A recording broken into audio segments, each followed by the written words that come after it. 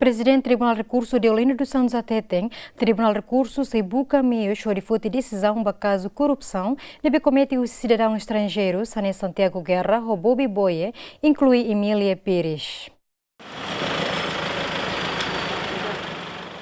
Deolino dos Santos declara se buka meios atau foti decisão bakaso nebe comete husi arquido hirakne tamato agora sedau iha decisão definitivo husi Tribunal Recurso liu sedau to decisão transito julgada. Deolino dos Santos hato assunto ne foi encontro mensal ho Presidente República Francisco Guterres Lolo iha Palácio Presidencial baru PTDD.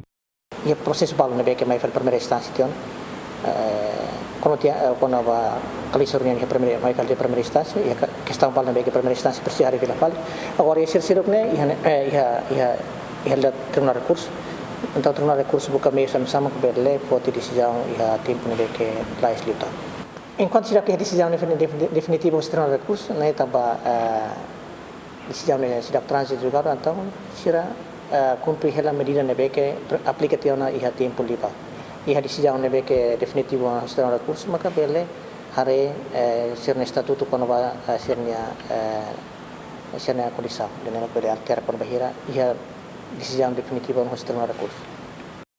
Arguida Emília Pires comete crime participação econômica no negócio. Tiago Guerra ho Chang Fong Fong comete crime peculato, branqueamentos capital, falsificação de documentos, no transferência osan dolar americano rihung atusualu 5 nunu resensia, ia tinad rihung 2 sanul resengida, baseado pedido husi konsultor norte-americano Bobby Boy. Arguido sida nebe ho identidade cidadão estrangeiro, halai sai ona ba ide-ide knya nasaun.